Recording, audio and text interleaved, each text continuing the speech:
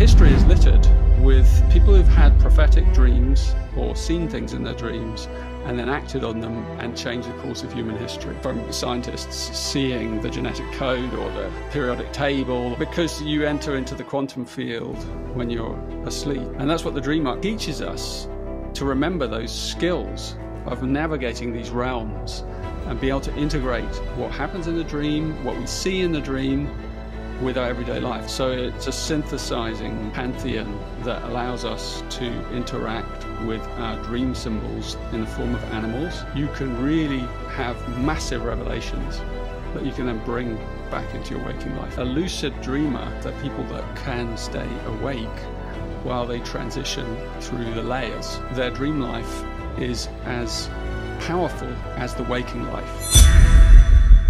Think about all this, like, This is our technology. I mean, we're all kind of obsessed with technology out there. And I tell you, the real technology is inside us.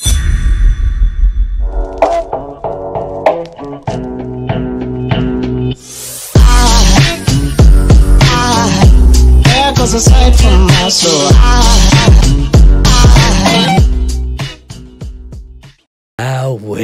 Richard Rudd goes all the way in on our collective subconscious and our dreaming states. If you've ever wondered about what your dream states and all the different brain signature frequencies are doing in those various states, from not just a scientific level, but actually symbolism, which is a much more open platform for us to analyze our dreams and connect with them and actually work with our dreams, envisioning for what's coming in the future and also processing some of our fears.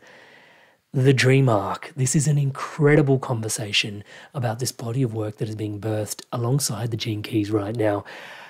I feel so honored and so gifted to be able to share this conversation with you guys. Richard goes all the way in on discussing why dream is so important at this time in our collective evolution, where we've currently been and the anxieties and the stresses and the planetary crises we currently have in the world, and also for the future of humanity and the reality that's coming and everything that's being created, and why dream and imagination is so important. But fundamentally, it's all about going in to connect with your deeper self, your inner self, and your inner dreams and dream state. Using this less on a numerical-based reality, which is what capitalism is built upon, but more symbolism as a spiritual reality. Somewhat shamanistic, but actually he dives deep into explaining why that is not entirely the whole story. The story goes way deeper than even that. We touch on things like Indigenous Australian Dreamtime story weaving, also Carl Jungian collective id dreaming and symbology, and we even touch on what Richard's thoughts are on artificial intelligence and potentially what artificial intelligence will be competent at in supporting us and potentially what it won't be competent at supporting us with. Hint, hint, dreaming. Quick sec to ask you for a massive favor. If you could do me a massive solid and please subscribe to the channel, it makes all the difference in the world. We're always creating positive content filled with wisdom, trying to promote optimism and positive living in everybody's life. I do kind of want to make wisdom go viral, touch wood. And one of the key things that happens when guests like Richard or others want to feature on the show, they're generally very pressed for their time. And one of the first questions they ask us is, hey, how many people are subscribed to your channel? Just so that they can weigh up the opportunity for them featuring on the channel. Now, as you know, or potentially you don't, one of the things that's present at the moment is actually only 6% of you that watch the channel regularly are subscribed. 94% of you consume videos all the time but aren't subscribed. It would make a massive difference to us here at the ecosystem of the Inspired Evolution if you would do me the massive favor of subscribing. It helps so much. It lets the YouTubic algorithmic thing know that positive content and positivity is what you want to see more of online. So do me a massive favor, please hit subscribe. It helps so much more than I can actually say. And as always, your subscription, I'm so grateful. Thank you so much. Welcome back to the Inspired Evolution. And we have with us today none other than Richard Rudd. Richard, how are you there? Very happy to be here, back with you again, Amrit. I love chatting to you. Oh my God, it is more than mutual. I would go as far as saying, Richard, thank you so much for doing this again, a second time round. For those that are tuning into Richard for the first time, we have done another episode with Richard before on the art of contemplation, which humbly, in my opinion, is like a master key to the Gene Keys. Can I say that? I'm not sure I'm allowed to say that, but I'm going to go ahead and say that. I do have to do the honors, and I'm not really sure how to do the honors, Richard. Maybe you can help me along, because Richard Rudd, I was going to say the founder of the Gene Keys, and then I was like, maybe he's the downloader of the Gene Keys. He's currently the enlightener of the Gene Keys.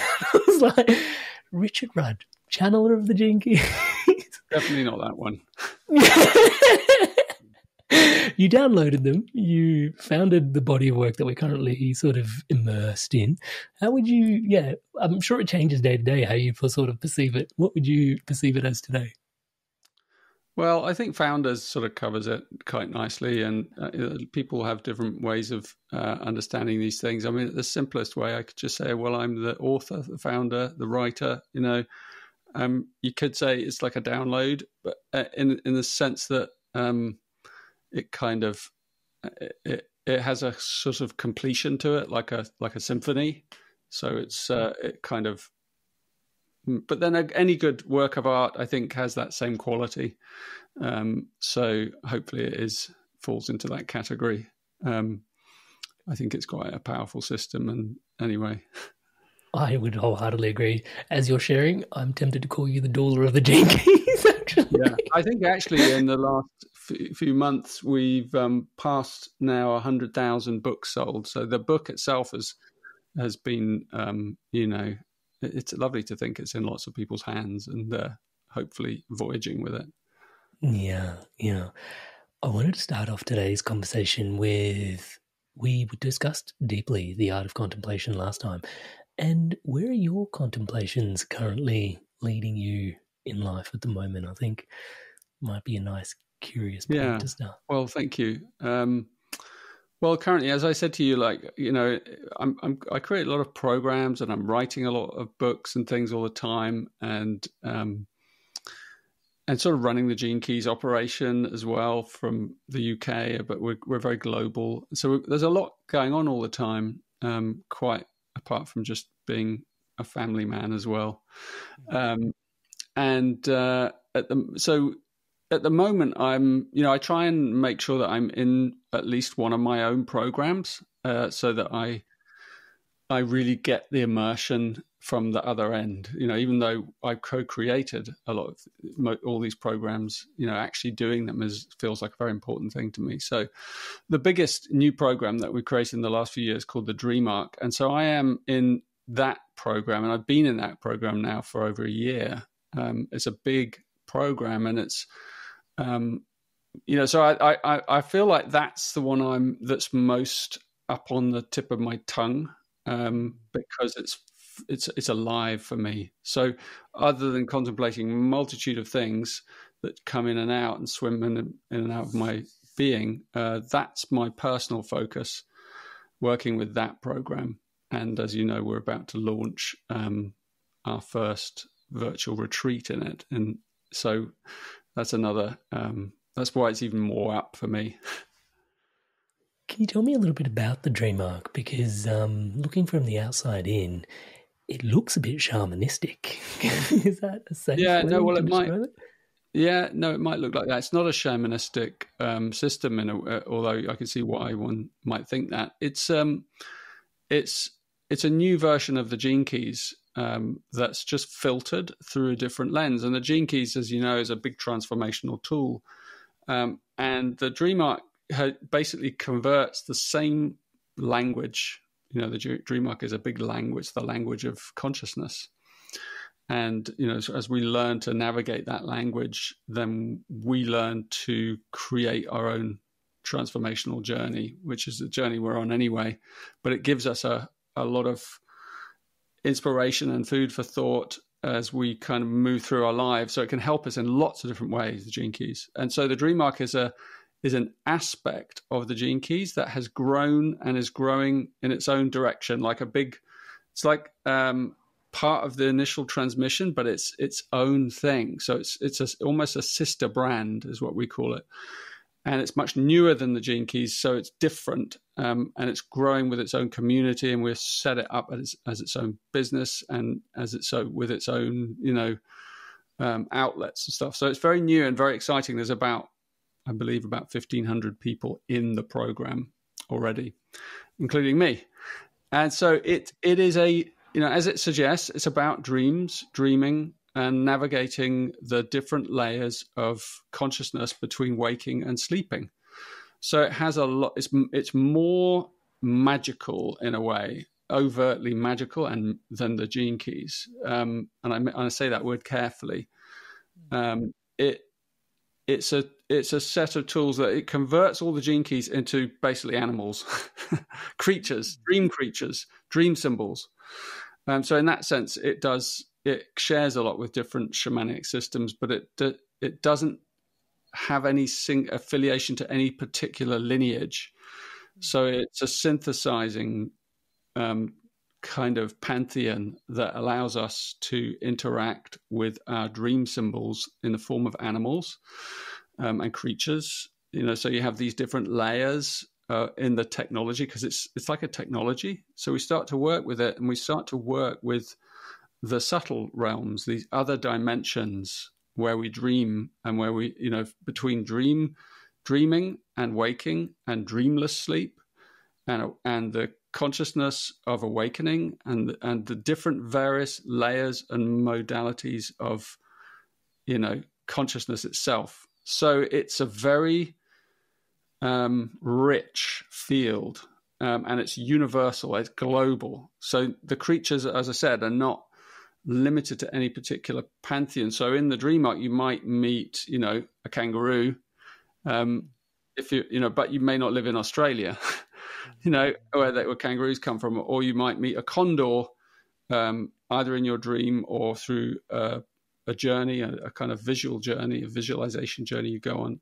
And then each of those creatures, whatever it is, it has a lineage behind it. So it's a portal into a whole lineage and set of teachings, as well as being a symbol itself for something in our psyche. So it's a system of interpreting and deciphering and decoding dream symbols. So it's all about working with the right brain, which is a very underdeveloped part of our being generally, because we live in such a left brain world. So I don't know if we want to talk more about that, but that's a real key about the dream arc. I did really want to go down that rabbit hole, actually, which is why now, because it'd be interesting as these systems come to birth.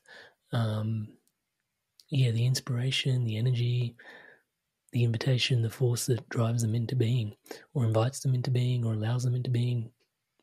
I'm not sure what the right terminology is. Why do you think now? You mentioned loosely, given that we're very left brain at the moment, is that? Yeah. Well, if you think about our society, it's all numbers. Everything is numbers and codes, and we live by numbers. Our time is numbered, so we get up at a certain time. We have things that we do at a certain time. We create lists, diaries. Everything is kind of numbered in terms of we live in this. That's a left brain structured way of living. If you go to a more indigenous community, the further you go away from what we call civilization, the more you see them living in a right brain world. Is they just wake up with the sun, they go about their daily business, and then they go back to sleep before the light kind of fades. And so there is no numbering in that. There's just the harmonics of the earth and the different ways in which Gaia interacts with us.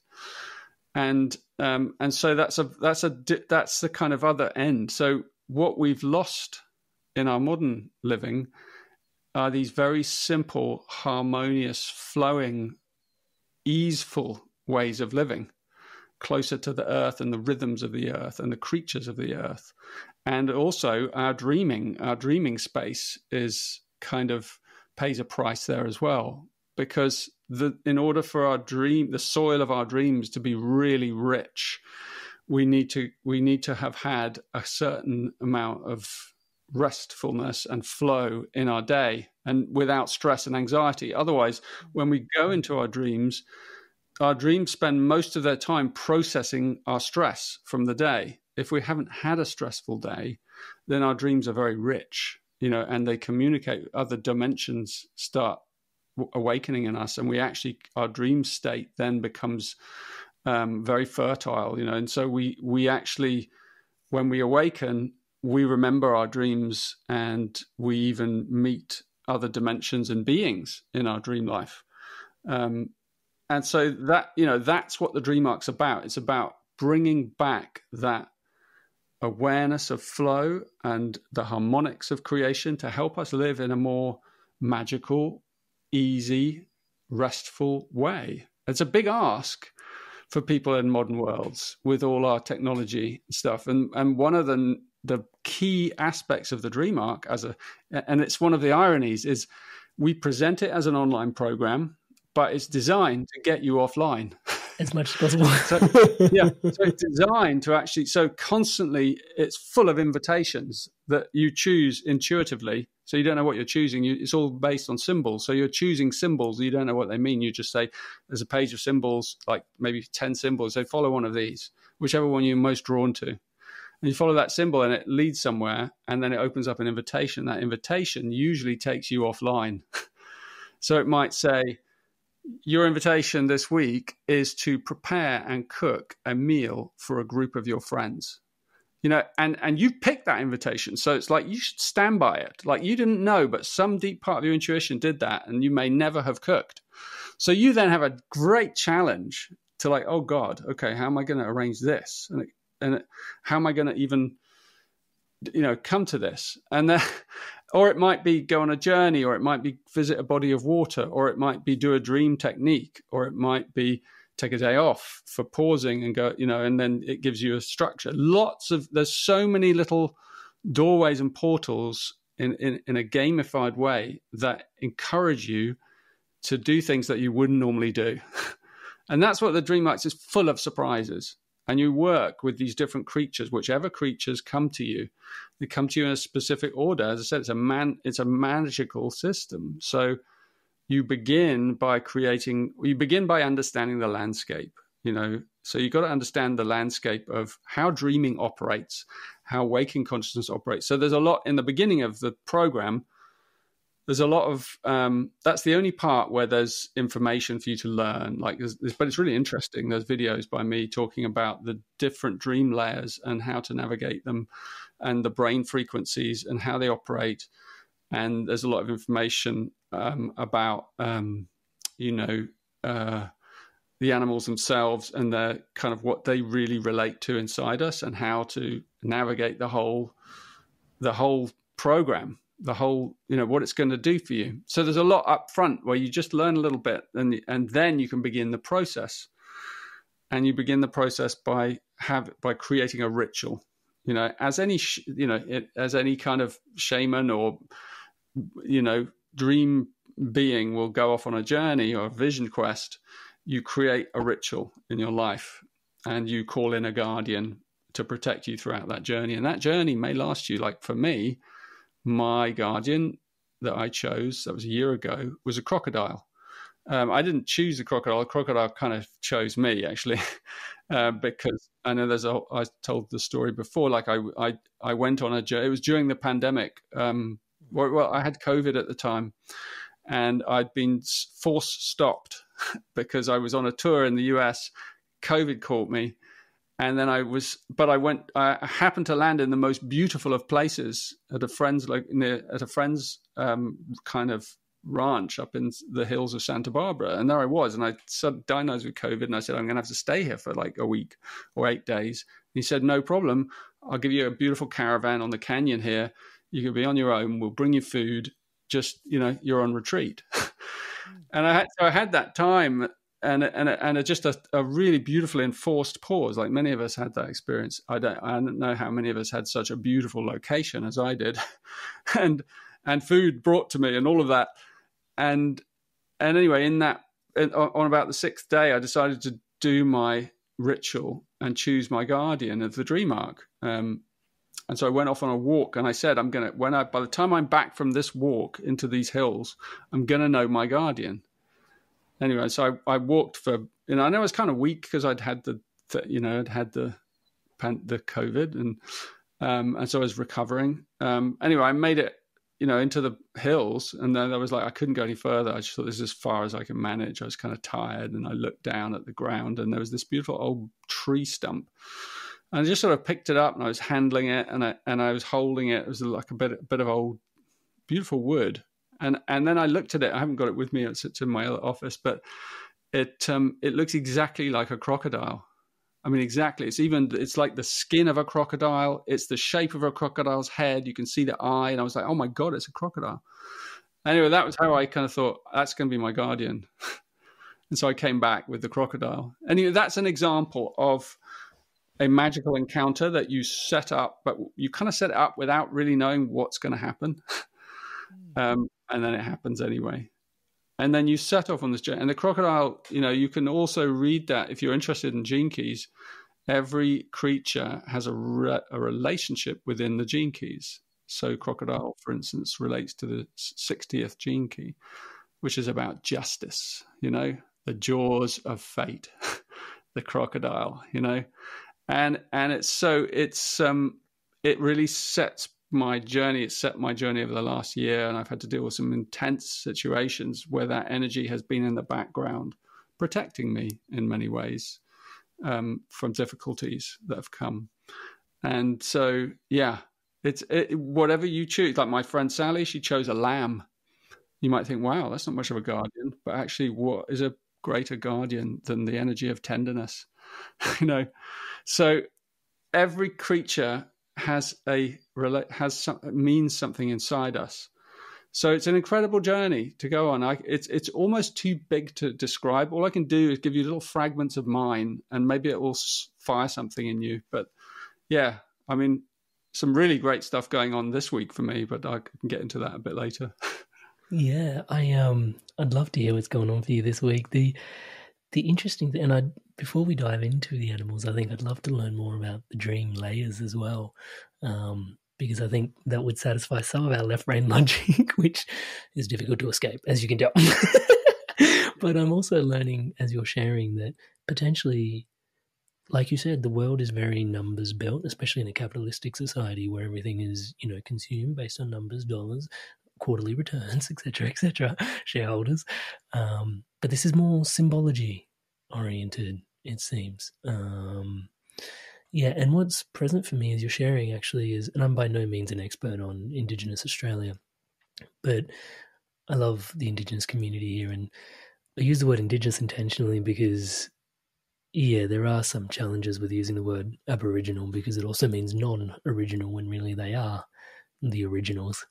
But yeah, for those, just to provide context, what is commonly known as the Aboriginals, but pardon me for using that terminology. Yeah, that a really interesting piece of wisdom that I picked up on my way was back when they used to have, it was just them here, and their relationship with the land and the dreaming, because there's a dream time here in Australia, which is natural to their culture. It's a massive part of their culture, massive part of their spirituality. And the way I had it described to me was they would actually go to sleep, dream, and then you mentioned the word ritual. They would wake up, and every morning, like they'd share whatever they broke bread. I'm sure it probably wasn't bread, but they had their breakfast. And as there was this ritual before the day started, where they would share their dream with each other, and they would almost oracle out and foretell what was happening for the tribe and the community through their dreams. And the way it was sort of explained to me was actually the dreams were where everything was happening, and then they were integrating their dreams into the waking state, as opposed to what we currently have, which is the other way around, which is like we wake a lot and we process everything in our waking state, and we try our best to assimilate as much as we can while we sleep and just recharge to get back to the waking state. Whereas for them it was, and like you said, it's a completely different model, potentially the dream arc, but it's reminding me of this piece of wisdom quite deeply. Your reflections on that? Yeah, I think that's beautiful, and it's common in many Indigenous cultures. And I think, as I said, the key is if you are not living a stressful life, if you are in a flowing life and you're able to, not that you kind of, things come up, of course they do, but then it's how we deal with them. We give them space. This is why, this contemplative way is so important. And dream arc's an extension of our last talk, where the art of contemplation is we have to create space so that dreams, like you said, can be integrated into our waking life and vice versa, so that in time our awareness stays constant as we move from waking to dreaming to sleeping to dreamless sleep and back through all those layers. And that's the idea. See, a lucid dreamer, many people, there are people, who I know who are very lucid dreamers, or sometimes they're called dream walkers. They're people that can stay awake while they transition through the layers.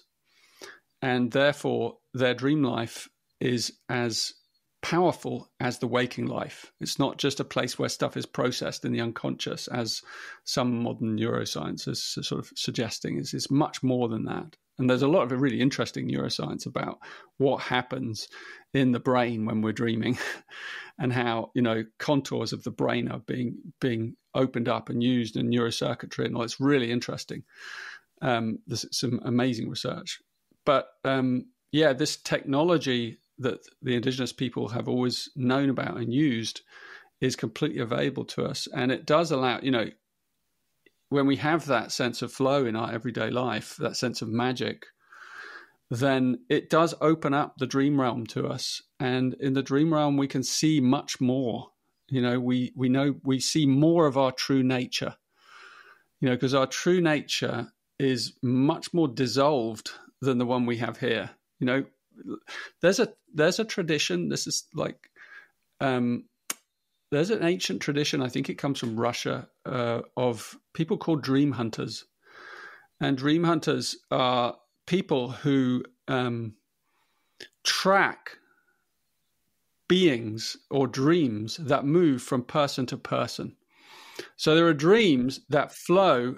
Think about this. You're in Australia. I'm in the UK. We're on opposite sides of the world. You always had that joke about keep digging and you'll get to Australia, and you're probably the same. Digging, you might come out somewhere over this side.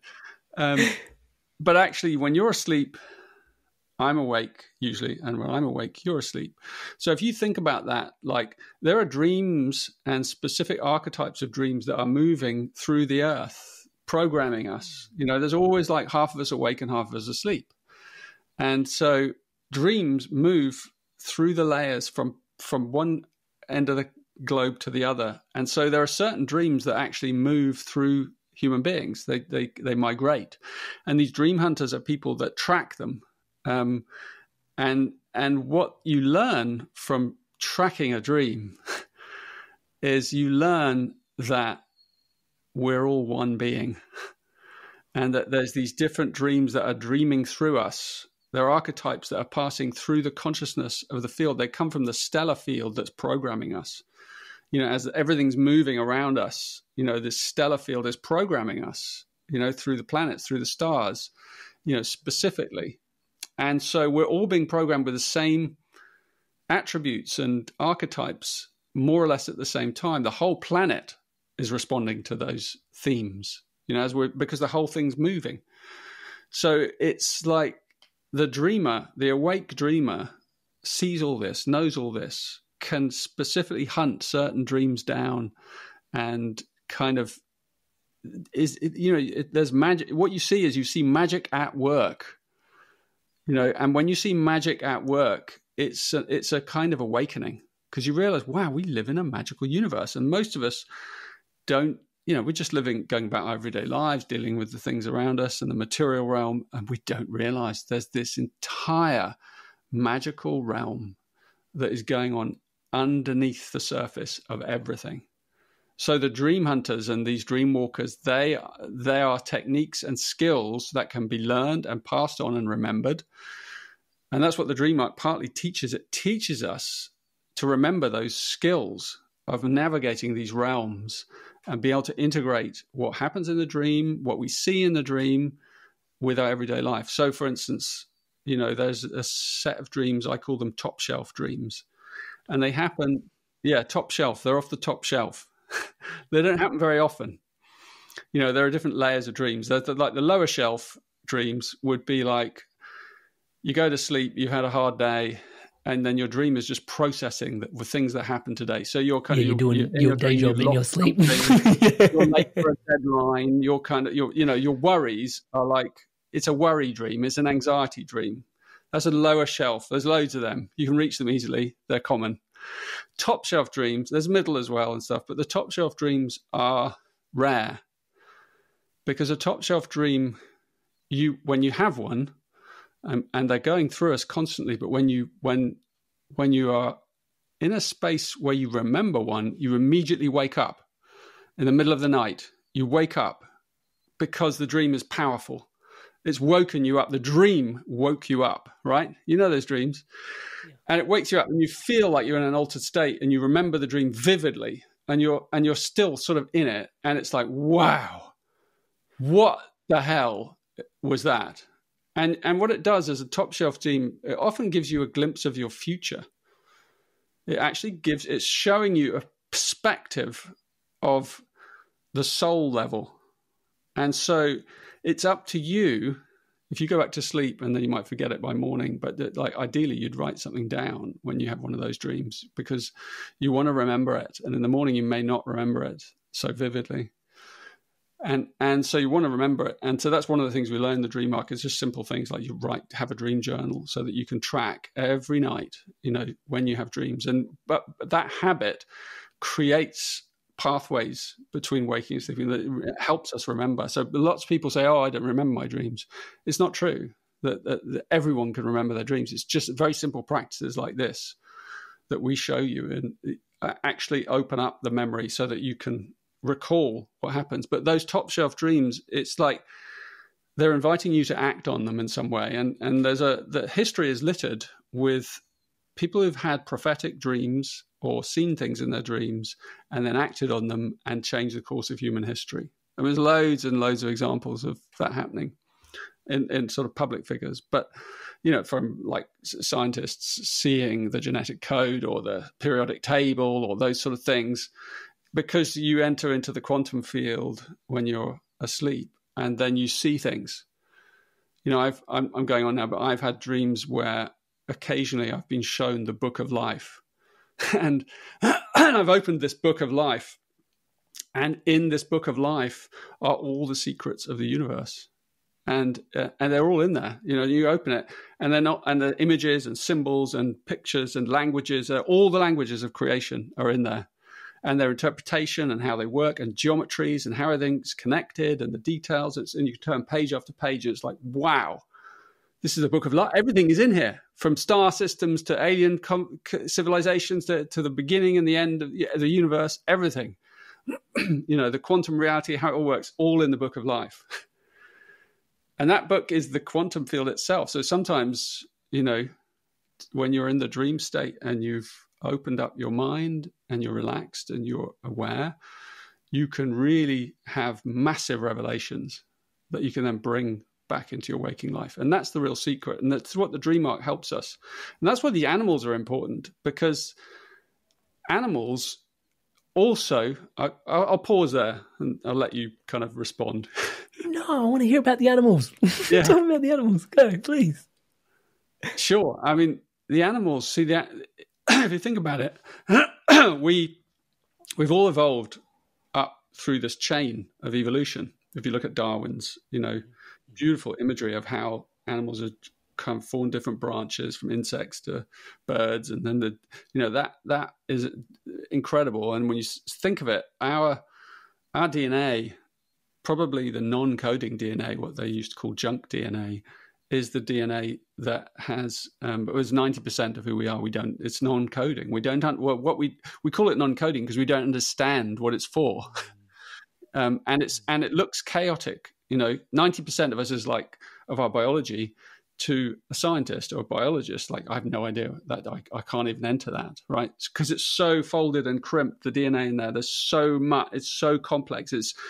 It'll maybe take something like artificial intelligence to begin to unravel the complexity of that DNA and see the patterns hiding in it. So likely, I've always had this hunch, is that DNA inside us contains the memory of everything we've ever been. Not just in this life, but all creatures. So in there is the memory of what it's like to be a snail, and the memory of what it's like to be a condor, and the memory of all these different branches, or a plant, or a flower, or a vegetable, or a mineral. All of that is in us because we have evolved out of all of that. So all that memory it's like in your computer, of course, it would all be stored. It's not like it's thrown away. And you might think, oh, well, I don't know. I mean, it's like it's all in there for us to access. The universal field is encoded in us. And so how do we access that? But it's there. And so the dream arc helps us through the symbols of creatures to start to decode some of these memories. So actually, if a snail comes to you powerfully, whether it's in your real life or maybe you just go out and you say, because the dream arc does things like, okay, I'm going to go, there are layers of categories of creatures, right? So they're categorized in 12 categories. So there's a category called the healers. There's a category called the dreamers, the hunters, right? So let's say I say, I'm going to work with the hunters this month. And so I'll use mine. I was working with the hunters. That was last year. And there's a certain group of hunters in the dream arc. And then you can go on a process, on a journey. You can say, I'm going to call in my hunter. And then you go out about your life. You forget about it because you've lodged it in your unconscious. And then you wait. And then let's say at night you're lying in bed. And you're just kind of there drifting off to sleep, and then a mosquito comes past you, and you're like, and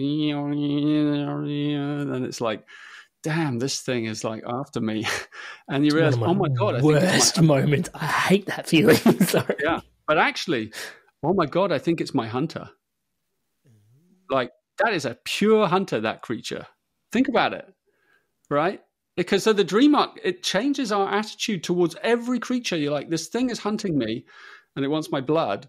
But actually, I have a newfound respect for it because that creature is in my DNA. I'm also a hunter. I'm also, there's a part of me that knows. So what am I, how can I work with that creature and its specific skills that it has learned, so it's smell, for a acute sense of smell, it's cunningness. I mean, you know how clever mosquitoes are. Like they know when they're there. They know. Insects are incredible like that. They pick it up in the frequency field. They're all vibrational. So when you do that, they immediately know. Oh, he knows I'm there. Right. Okay. I'm going to stalk him. I'm going to wait. And I just wait till he falls asleep. He's pretty sleepy, and then I'll go and get him. And they're clever like that, or they might just buzz around a bit more, and then you're like, yeah. So anyway, that's an example of working with the dream arc. You begin to see, because that's an underworld creature, right? The dream arc is layered in 3 levels, as many shamanic systems are as well, actually, or lineages, or creation myths, or powerful spiritual systems. You have the unconscious realm, the underworld creatures, the underworld, the lower realm, as it's sometimes called. And that's all the insects, all the reptiles, snakes, the fish, sharks, amphibians, all those creatures that have the more ancient coding and brains, cold-blooded ones, Crocodile? Yeah, crocodile. So we call those the fear keys, right? Because they operate at a deep low frequency. So they relate in our kind of dream levels. They relate to the slower brainwave cycles. So like there's a brainwave cycle called theta, and there's a deeper one called delta. And when we go into delta sleep, we go into dreamless sleep. But theta is just on the edge of delta. So these fear keys live between theta and delta. They live on the threshold of darkness, and that's why they represent our fears, because our fears kind of come up from the unconscious, and then we can kind of net them with the theta consciousness. And if you're working with one of these creatures, these underworld creatures, you're working with a specific fear. So a mosquito, for instance, has a specific fear, and a crocodile relates to a specific fear. And the code book I've written a gene keys, a DNA, a dream arc code book, so that you can see, well, this fear relates to this, and you can contemplate that. It's not like set in stone, but it's the same as the gene keys. It's not set in stone. These are like touchstones for you to go off on. It's like, so a mosquito relates to the fear of, I don't remember what it was actually, but you can look it up. It's something about being trapped, and so how do you kind of, maybe there's a part of you, if that mosquito's come to you and it wants to work with you, not necessarily through the silly story I said, but maybe you decide, I'm going to work with the mosquito as an archetype for a month. And then you begin to explore what its meaning is. You might realize that there is a part of you that is afraid of being trapped in your life, and it's playing out. And you begin to see it, and you begin to, oh my goodness, yeah, that is really running a whole pattern of my life at the moment, and it's kind of undermining some part of me. It might be in your relationships, might be in relationship to money, might be in relationship to your health, could be, So you start to hunt using these creatures what it's actually, you intuitively chose it, and it intuitively came to you through the quantum field for a reason. It's up to you through your contemplation to decode what is the reason, what's the message of this creature. And then once you've learned its message, it goes back to the quantum field, and you work with another creature. You might take a break, so you might go, I'm going to work with the healers this month. I'm working with the laughers right now because I kind of needed a break. Is there a kookaburra in there? Please tell me there's a kookaburra in there. Yeah, definitely. Kookaburras. I've got the parrot at the moment. And there's different types of laughers, So anyway, they're nuances of inner states that we get to work with. And my question this month is, who couldn't use more laughter in their life? It's like, and the dream arc's all about this. And it's like, am I saying that to people? Like, could you use more laughter in your life? This might be a good program for you. Do you want to understand your deep fear that you've never been able to get to? Because, but you could do it without a therapist. It'll just come to you from working with this program, because you'll be able to learn for yourself and find out what it is, and then begin to open it up and then transform it. So it's really an empowering set of tools. Anyway, I'm going on and on. I'm not really giving you a chance to ask. On the cusp of, I'm following completely. Thank you so much for sharing. On the cusp of theta and delta is where we've got the lower regions, and you're going to explain the middle and the top shelf of the higher regions. Sorry. Yep. Yes, thank you.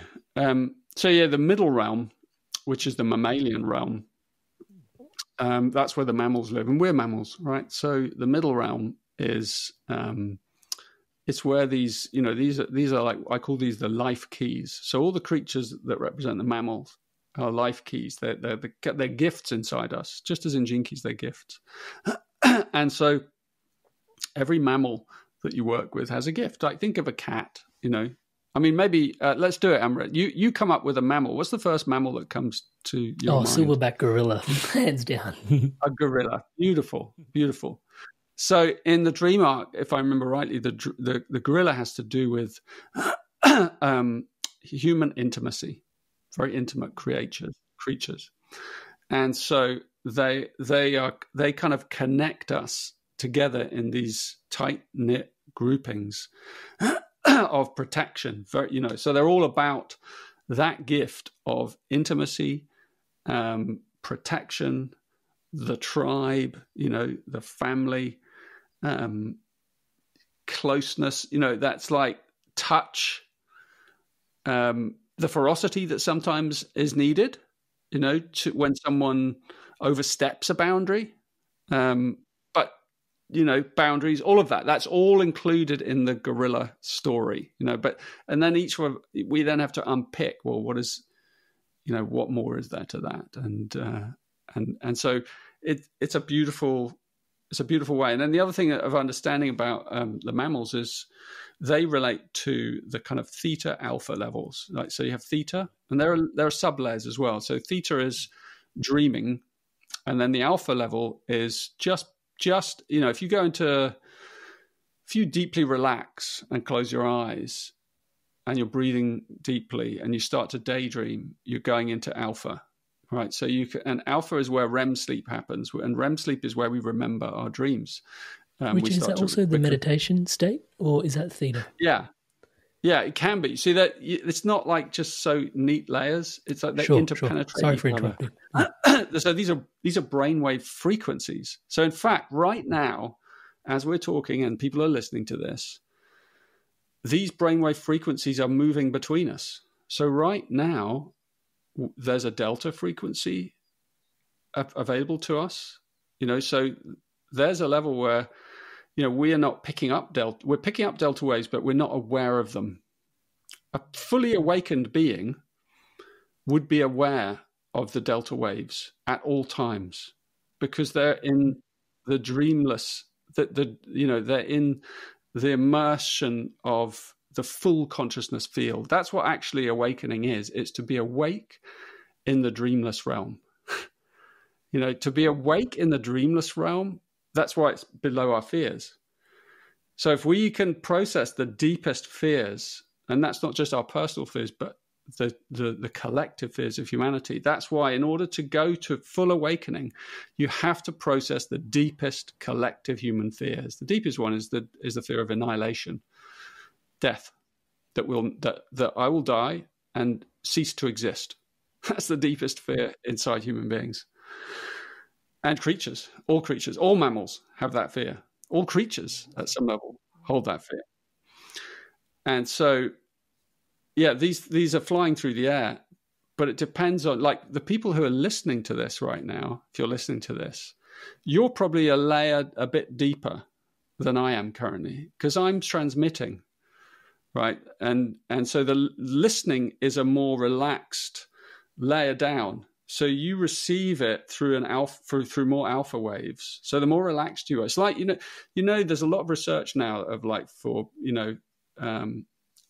young adults in doing exams and stuff. Like, if you have a little nap just before you go into your exam, or if you drop into the alpha waves, your mind, when you're in that examination, will access a lot more of your memory. So, and even if you're learning something, they've done lots of tests, right? If you're learning something online or you're learning a new language, if you then take a nap after you've learned a whole load of words, if you just go into like a 5-minute nap or a 10-minute nap, then you wake back up again, the level at which that knowledge has been stored is much more efficient. So these are things we're learning all the time. So it's fascinating, isn't it? Like, so the mammals live at that level. And also mammals, if you think about it, mammals exist horizontally. We exist vertically. That's our difference between them. We're upright. So we're programmed very differently from most mammals, which are, so some mammals are both, right? So like gorillas exist on both. They're sometimes like that, and they're sometimes like that. And then they're kind of, but they're not fully upright. Okay. Because they walk on all fours. So a lot of the time they're not fully upright. And so it's interesting, isn't it? Like, most mammals are like horizontal. So they're programmed horizontally through the star field, as opposed to us, who are programmed, vertically through the star field. So we have a very different, set of kind of attributes. Doesn't mean we're superior, just means we see we see different dimensions, let's say. So when you go horizontal again, you lie down to nap, or you lie down to sleep, or you do your yoga, whatever it is, it takes you into the horizontal. You're dropping down into that older mammalian programming dream realm. That's why I think it's why the psychotherapists used to get people to lie down, on the couch, so that they get people into that dream like Freud and Jung and others. They get people to lie down and talk about their dreams. And when you're lying down, it's easier because you can access that plane. Anyway, so when we start to lie down, or we drop into those more ancient states, the alpha states, and then all that dream material becomes available to us again. So mammals are powerful, and those life keys, because we can unlock some of our deep gifts, at that level. And then the final level is birds, and all the birds live at the top, at the higher visual frequency. They represent, this kind of alpha beta consciousness. Beta is awake, is where humans awake. Alpha is but birds really exist at alpha, pure alpha. It's not that they exist at that level, because again, they just symbolize inside us flight. Yeah. Flight is the imagination or freedom, or release. When we lie down again and we access the alpha, our worries start to drop away and we start to feel freedom again. And it's through that alpha that visions come, or sort of clarity through the brain as we remember. So the birds are really key, and the birds have always been key in all the pantheons around the world, because birds have always been understood as creatures that show prophecy or connected to the future, just as the underworld creatures are connected to the past, and then the middle realm are connected to the now. So you have these three layers of the structure of the psyche. And or a tree, you could say it's a tree or it's a river. Different systems look at it in a different way. The river of life, the tree of life, with the roots and the branch, and then the trunk and the branches, or the river is the ocean and the spring at the beginning. It's like there's so many metaphors for this threefold layer. The Aboriginal people in Australia have their own understanding of these things. As you said, it's called the Dreamtime. The Dreamtime is all of it. The Dreamtime is not just like when you go asleep. Dreamtime is all of it. It's when we're awake. It's when we're daydreaming. It's when we're arguing. It's when we're very hyper alert. There's levels of alertness beyond beta. Gamma is like hyper awake, like an athlete on the starting blocks before the gun is fired. That is gamma. You're absolutely crystal alertness, or there are lots or an artist perhaps, in deep immersion, but then they might also be having theta things going on as well. So it's incredible when you understand this infrastructure that we live in.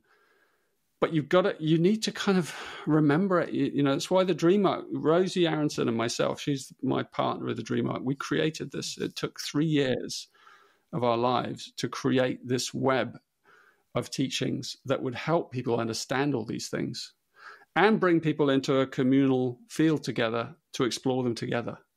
So anyway, I'll pause. There's a lot in there, Richard. Even the as you've been sharing, thank you so much for discussing the animals and how they relate to the different brainwave frequencies as well. I think that's super intriguing and fascinating. Some part of me some while ago in what you were sharing was conscious that, even when you mentioned that, there are people like the dreams passing from one part of the world to the other, that sort of Jungian, is that the Jungian collective id? Is that sort of what we're tapping into? Because there was some really interesting research before the Holocaust where, I can't remember which psychologist it was, but could foreshadow that actually a great collective trauma was on its way, because he could see from everybody's dreams they were telling the story of a great misfortune coming, and it's really, really full on when you start to see that. Yeah, absolutely. And if you think about it, like dreams, we dream of the future all the time, and we dream of the past, the deep past. We dream of the deep future and the deep past. Because when we move into dreams, we move into timelessness. The timelessness, and then there's deep time. My friend Chris Beisch, he calls it deep time.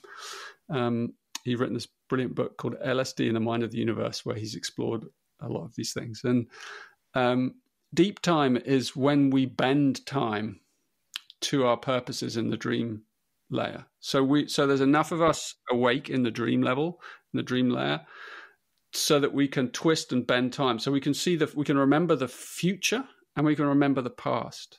But many of us have these things anyway. Like loads of people have dreamed of tsunamis, for example.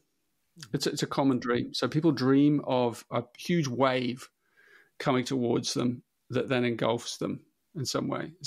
And that's an archaic memory that not just humans, but all creatures remember that. Remember those catastrophic cataclysms, that are from our deep past. Yeah. And then the other thing we dream of is flying. Many people dream that they're flying in their body or outside their body. And that you can see that at different levels, a dream like that. It depends on the dream. But also, in a way, this is kind of wild, but that's a future memory. Because there will come a time one day where we break the bonds of, this reality that we think we are in. And we're able to bend time and space. And so there has already come a time, you could even say, where we have flown. Because in a way, and there are even stories of that from the past, of people levitating and people flying and, in their physical bodies, which of course is a wild thing. It's like it immediately drives the scientists to kind of turn the other way and go, okay, this guy's lost.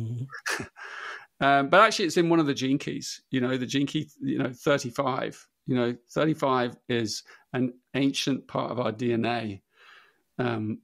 Used to be the stop codon in our DNA, but it isn't anymore. It's almost like the appendix in our body. We don't quite understand what it does. There's this part in our DNA that we don't fully understand, but it contains the memory of a future. It's the gene key. The siddhi of that gene key is boundlessness. Think about that, boundlessness. Boundlessness means anything's possible, right?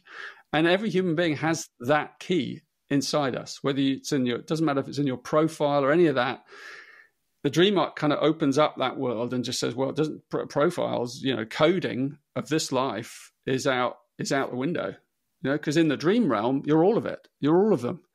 You're everyone. So you can use anything that you want in the matrix. It's not localized to your body or being. That's why the indigenous people have moved through the dream with such kind of clarity, because you're able in the dream state to go anywhere, to be anyone, to see through any eyes that are alive, from past, present, or future. Think about all this. Like this is our technology. I mean, we're all kind of obsessed with technology out there and AI and all that. I tell you, the real technology is inside us. This brain, there's nothing that can this brain and then the brain in our gut, those two brains operating together, you can never program that into a machine. Never. You can't. You can program some of this, but not the gut. You can't program instinct. You can't. You know what I mean? You can never program intuition, because intuition is the right brain. It makes quantum leaps. It doesn't deduce this against this, and then I make a decision based on this, which is statistically That's left brain.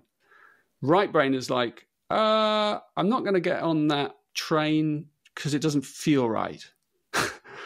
Like, that you can't program that, right? Yeah. So you don't think? So this is interesting because there's a massive craze around AI at the moment, as you mentioned, and it's interesting now to hear you reflect on it. It makes a lot of sense. But is that your thought process that left brain logic AI will be able to master, but right brain will elude it? Your thoughts? Well, in that sense, yes, you can't program that. It's not programmable. You can mimic. All you can do is mimic. And you can't create that level of, originality. It's left brain originality. So you can take a color blue and the color red and throw them together in lots of combinations and then come up with something new. That's sort of original, that's interesting, that. But then what about creating a color that's not in there? What about imagining something, from the deep past, or I don't know. It's like what we tend to do, humans, is we tend to project our hopes, fears, and dreams on the outside world, right? So AI is just what we're doing. We're projecting some of us are projecting hopes, some of us are projecting fears, some of us both. We project it out. Whereas everything on the outside, this is what the Dreamtime teaches us. Everything on the outside is a mirror of everything on the inside. So we are the intelligence. There's, there's these states of consciousness called cities, these the ancients have always known about, like miraculous powers. I talked about flight. These are things you can't program a machine to do. This is magic. Magic is the mystery. The mystery is not to be understood. It cannot be understood. The mystery of consciousness can never be understood by a digital intelligence. I mean, how can a mystery is a mystery. And so what we want to do is we want to understand everything. That's the left brain. It's all the left brain. It wants to pick it apart and understand it. Whereas the right brain is like, no. It has to stay as a mystery. That's how magic works. Magic the magic is actually in the machine. That's actually the beauty. The magic is actually driving the artificial intelligence, right? But it doesn't mean the artificial intelligence can see what the magic sees. It's just its tool, just as we are its tool. We are the tool of the whole. AI is the tool of a whole.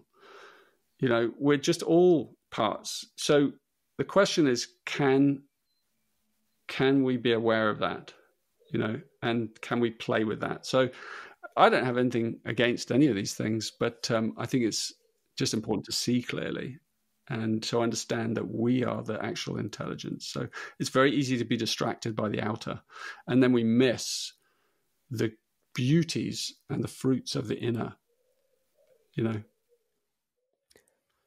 going to ask a question I asked you earlier in the podcast again, which was, Dream arc, why now?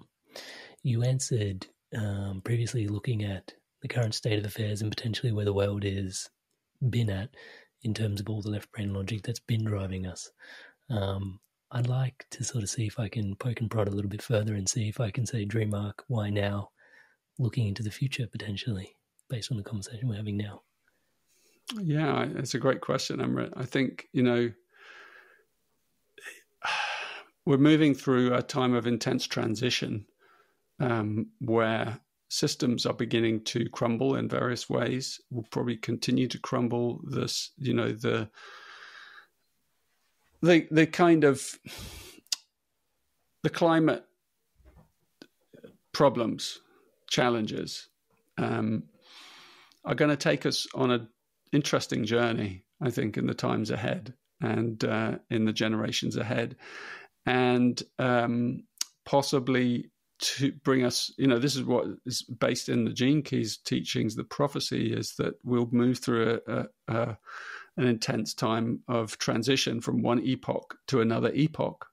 And in the next epoch, which is through the transition, the other side of the transition, the dream arc, the dream realm will operate differently. We'll be much more aware of it. We'll be a different part of us will come online, a whole new understanding of the quantum field. I don't know what remnants of our science will kind of follow us into the other side. I can't see that. I assume that some of it, but I also feel like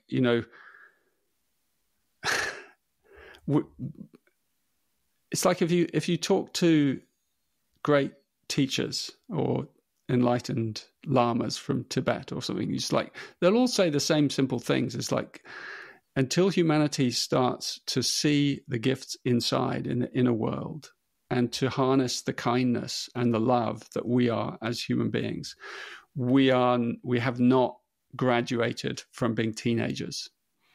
And so sometimes a teenager has to go through a huge storm in order to become an adult. And I think that's what's going to happen for us. We're going to go through a storm of our own making in order that we can be reborn as an adult species, or the beginning of our adult life as a species. And that means that in that other world, in that future world, I think things will be simpler.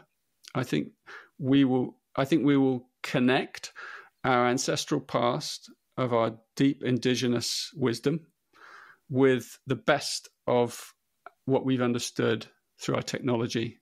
And,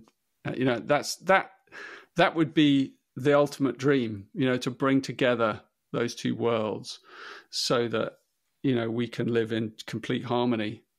But I think we also live in a more magical way. And that's what the dream arc is preparing us for.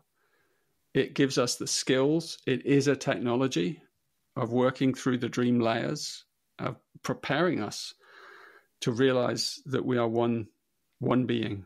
We are cosmic. Human being, right? We're Homo sapiens right now, supposedly. But the next level is Homo universalis, or Homo sanctus, as I call it, the sacred human, the universal human, the human that is, realizes that everything is contained within us. And, that's the potential of our highest consciousness. And so I sometimes wish, because I'm born here in this time, and I'm like, I wish people would see this. I really wish that people would understand that it's all inside us, because we get so distracted by the outer.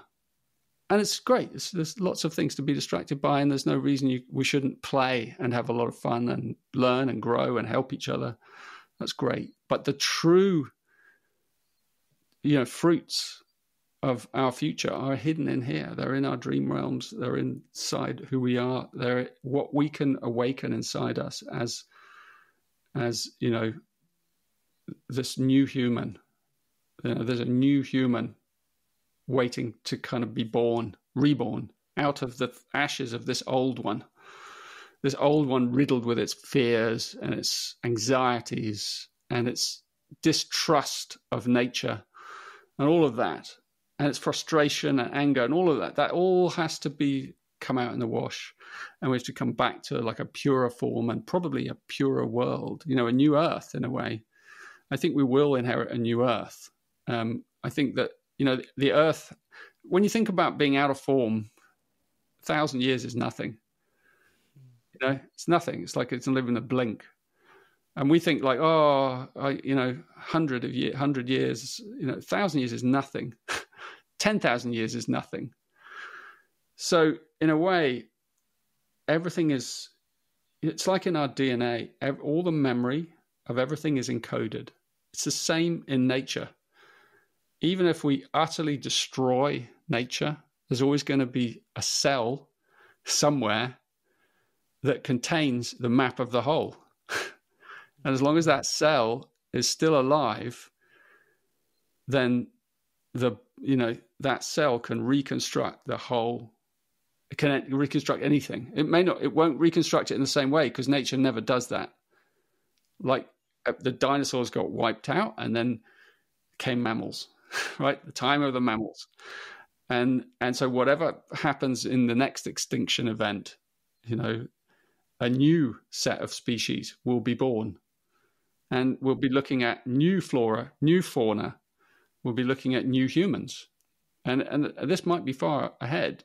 And I'm not just dreaming it. It's encoded in us. I saw it in my big vision in my late 20s, and others have seen it too. Others sense it.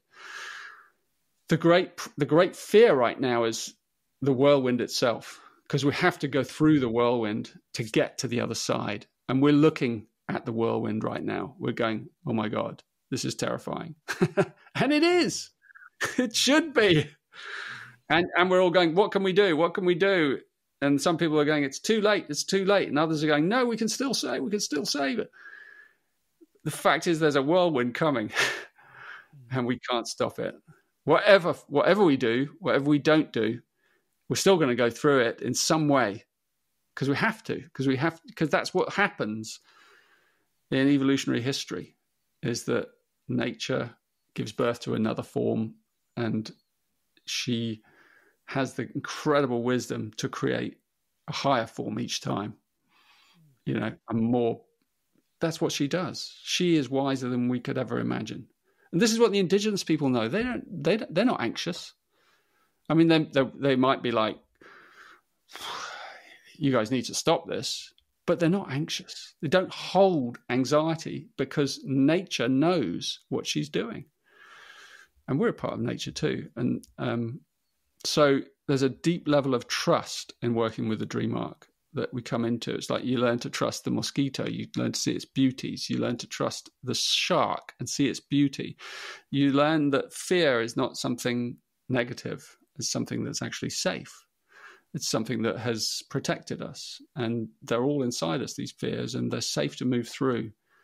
And so these are journeys that we go on inside ourselves that enhance our lives. I guess the fun part, is for me really is working with a big group of global people who share the same love of magic and the mystery. And, who couldn't use more magic? Who couldn't use more laughter? I mean, I really put that out. I really put that out to the guys, to the men out in the world. As a man, I like, really, could you not use a bit more play and laughter in your family life or in your, it's like, wouldn't that be a good thing? Like, I think that, and so the dream arc is like, it has more appeal to women, but it has more use to men. It's more needed than ever. It's needed by all of us, but especially to men, because we are so logically inclined. We're all like success, not all of us, but like we're on that kind of that strategic path. I totally get what you're saying. Yeah, balancing that strategic path with the magical, with the quantum leap, with the right brain, creates a whole human being. So it's just going to create more adventure, more laughter, more perspective, more prosperity, ultimately. So yeah, good for everyone. I like to joke that I'm still working on my sixth sense as a bloke, and my wife's working on her seventh sense and the work of intuition. So, yeah, Richard, I'm inspired to evolve, and for those that are inspired to evolve and feel into and dive deep all the way into the dream arc, I will put a link for the retreat, online retreat coming up very shortly, in the show notes below for those that are tuning in. But some people will be tuning in post the retreat having been run. It will still be available online. Can you give us some context on the best way to access the dream arc upcomingly and also long term, please? Totally. I mean, like if you want a taster of it, because we created this little free taster called the Jaguar's Journey, and it's a short little free taster that you can do over a few days, and you get a little kind of journey with the dream arc creatures. You get to choose one each day, and then you get to work with it, and you get a taster of some of the delights of what it's about. So I recommend that. But there's also, when you come to the dream arc section of the website, it's all in there. The resources, even whether you are in time for this retreat or whether the retreat's long gone and you just want to work in the program, just come and work in the program and you become part of the dream arc community. And there are calls and there's connections and meetings and groups, and there's a lot going on in the dream arc. It has its own wild kind of journey and community. And so I think you'll meet some amazing people as well. And one of the things that also happens from people who work deeply with the dream arc, like I've been, is there's a deep question that you get asked inside yourself. And it's, how can I be of the best service to Gaia, at this time? And often what it does is it kind of brings out a passion It's not like activism in the sense of protest, although that might be a part of our path. It's more like empathic activism. Like, what is the most I can do to help Gaia? And so it generates a new passion. And so our community has that passion. And there's a lot of creative projects emerging from the field of people working with the dream arc. And that is exactly what it's for. To inspire people to get involved more deeply. Might be in a local action, might be in just becoming a gardener. It might be in, I don't know, putting solar panels on, making that commitment on your house, or it's somewhere. It's looking at aspects of your life and how you can be more in harmony and you can do more. So it could be a very small thing, or it could be a big thing. Lots of little things. It might be as simple as your newfound love of insects that you will get from working with the dream arc, for example, will be like, it just could change the whole of your reality. Or maybe your fear of snakes suddenly becomes a curiosity, fascinating, of snakes. And because you've learned that that's just your fear. And actually, if you learn that if you really, really, when you start to attune to nature, you realize animals and creatures are hugely sensitive. They live in the dream realm, right? It's like I said earlier, like a snake knows when you're afraid, and it makes it afraid. That's what it does. It's like, shit, this person's dangerous, because they're afraid. And so if you overcome those fears, which it can be done in lots of different ways, that's your journey in a way, then you're suddenly safe. There's a wonderful story. I'll finish with this little story because the dream arc's all about stories. Like, one of my early teachers, and I never met him because he died just before I kind of got into this stuff, Bawa, B-A-W-A, Bawa. He's got a long second name. He was a Sufi. And this guy came out of the jungles enlightened in Sri Lanka, right? And this was in the 50s and 1950s or 60s or something. And he was just this guy that just walked out of the jungle. No one knew who he was. And he just came out of the jungles, and he was fully awakened being and filled with light, and started teaching about spirituality, through the lens, a little Sufi kind of flavor. But he'd lived in the jungles a long time, just living off the land. And he tells all these stories about his time in the jungle, and he would take people into the jungle as well. And he was living kind of naked most of the time. And my favorite story, because it's about crocodiles, was where he'd say he would go into the forest pools, and there would be 50, 60 crocodiles in the pool, in the forest pool. And he would wade in and do his chants, in the water, doing his sacred chants, saying his blessings and bringing down the light. And he says, all the crocodiles started to pray with me. They kind of formed this arch shape, and they didn't move. They became totally entranced. And every morning I would go, and every morning the crocodiles would come, and they would do this prayer with me. And he said that, he realized from living in the jungle that all creatures have a share of consciousness with us. And if you bring in the blessings, they know and they respond, because they're like, oh, wow, a great one. This is someone, who we show respect to. Whereas if he'd gone in there with fear, can you imagine? Anyway, I love those stories. And he had many of those stories of all the creatures kind of bowing and coming with him, and because he held such light. Anyway, food for thought. So much food for thought. Oh, and so much invitation to get some really good rest, and also digest, and just come home to our inner world. As always, Richard, your invitations are always very, very potent. And I always find myself at a loss with you to actually thank you for our conversation, because our conversation is built upon all the amount of work that you put in to, again, as if the Gene Keys wasn't enough, I know. I know. Now the dream arc. One day. But I have to find my manners, otherwise my mum would be disappointed. So thank you so much for having this conversation with us. We're putting the dream arc together. They're putting the gene keys together and dollering them into the world, founding them. I think founding is the word we settled with earlier.